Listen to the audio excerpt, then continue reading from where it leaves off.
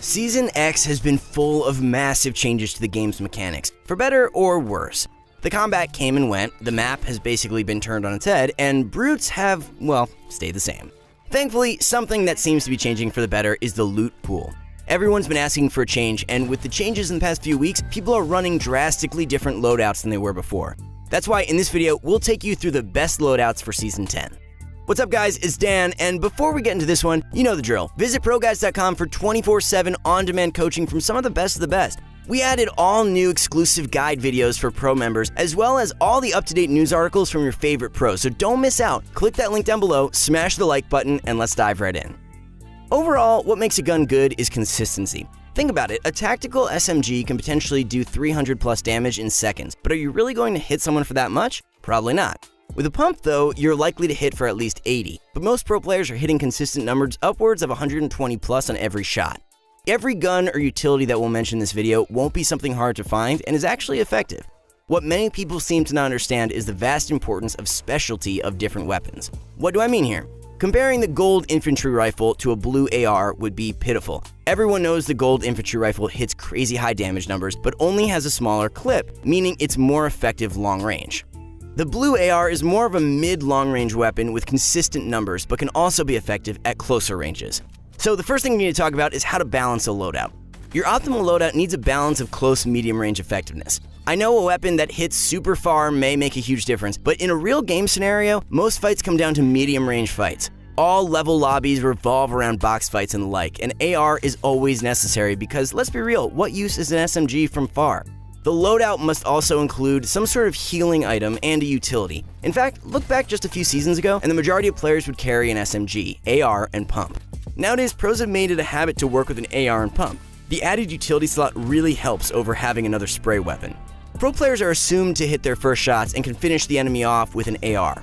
SMG spray was a thing of the past and is not as effective as it used to be. Or maybe it is, since they brought back the tactical SMG. Well, anyways. The healing item will vary based on what you pick up, because ideally, if you have shields, you'll end up taking them if you have a med kit, same thing. It's important to note, your loadout should change a bit depending on your playstyle. Everyone shouldn't be running with the exact same guns. Also, not everybody is fortunate enough to get super solid loadouts due to that added RNG factor. There is, however, a way to turn RNG in your favor. Most pro players always make it to endgame with solid loadouts, and you might ask yourself, why? It's simple, there are certain drop spots which have better weapon loot than others. Pro players also make it a habit to finish off 1 to 2 other players before going endgame, so their loot pool chance doubles. In the pro meta, there have been lots of players using only 2 weapons and leaving the rest for heals, shockwaves, and some other throwables. Now that everyone is turtling up in the end zone and staying protected, most fights take place in 2 ranges, really close or really far. That's why super long-ranged weapons are being used less and less. They just don't work for the state the game is in right now. Don't get me wrong, they still work super well, but the cases where you're shooting someone from 60 meters away in an open field aren't prevalent anymore.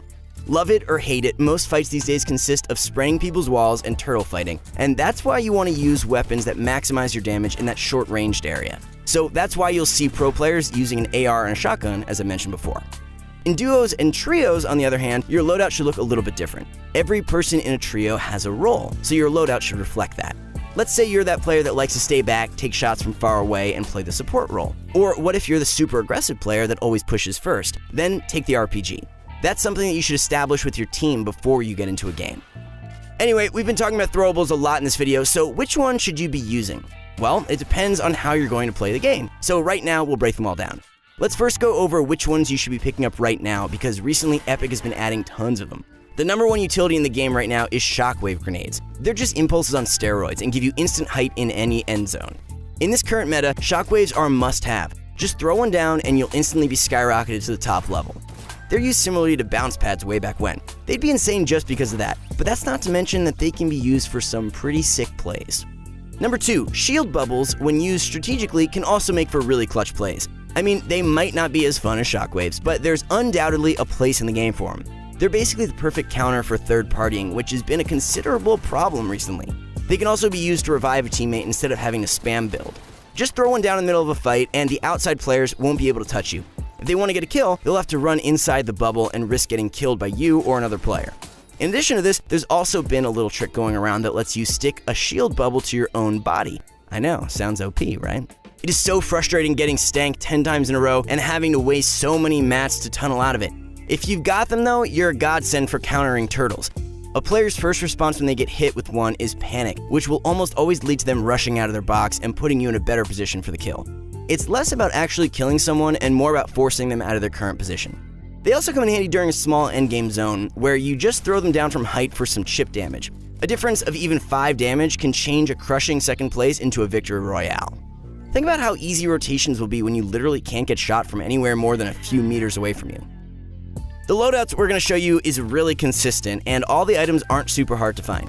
Mongrel has been using this one recently because it fits the high-paced playstyle and guarantees you some free kills from height, which I'll explain later on.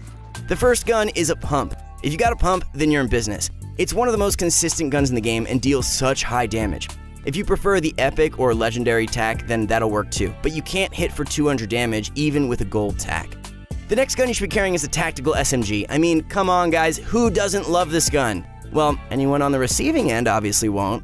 It's a classic from way back and absolutely melts through walls. This is the gun that you'll want to use to just spray people with. It's even hard to turbo build against, making it a deadly counter to turtling.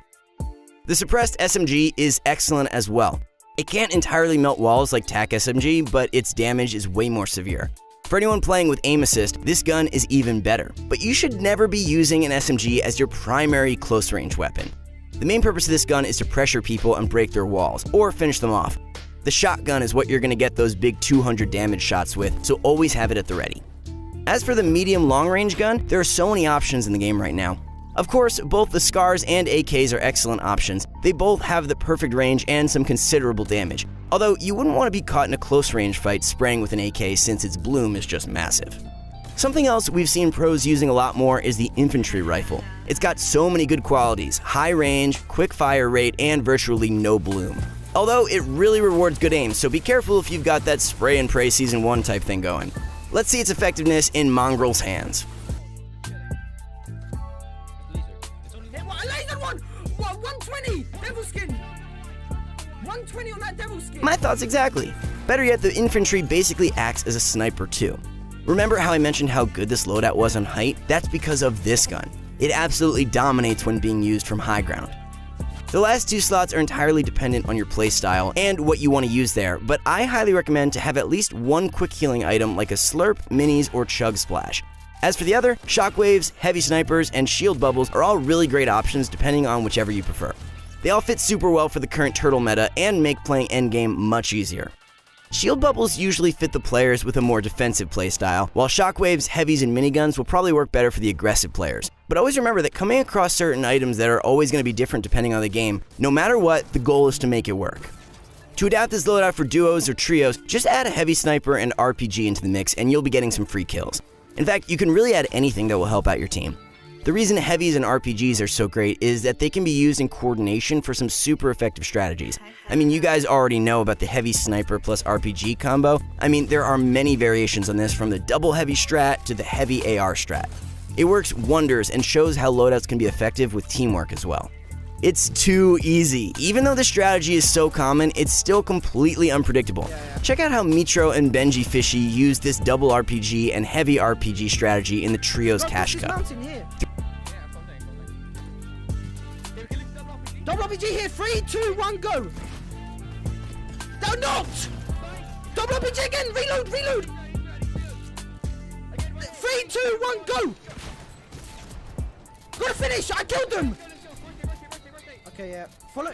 Yeah, I'm following. Throughout the tournament, they were using their loadouts to their advantage, and they went on to win 4 out of 8 games. So what it comes down to is utilizing your loadout based on the scenario. Some games you won't get super optimal loadouts, so you probably want to either try and get a few kills for an upgrade or play it out more carefully. Most pro players use 3 utilities with an AR and a shotgun. This is the ideal loadout you want to use because it's just super active. Everyone's so focused on why the game is so bad or some crazy new building techniques, and loadouts seem to go unmentioned. That's why we tried to provide some insights into which items you should be running. Now that Epic is focused on switching around the loot pool so much, it's hard to stay on track with what's right anymore. Of course, play with what works for you, but some items in the game today are just flat out better than others. Time and time again, players are running around with way too many guns and no heals or throwables, and they don't realize how it's affecting them. It's so easy to watch pro players win and forget that they've thought about their loadout even before they dropped into the game. So, did these tips help you? If they did, then consider dropping a like on this video and even subscribing. We really appreciate it, guys. Thanks so much for watching, and good luck with your Fortnite grind.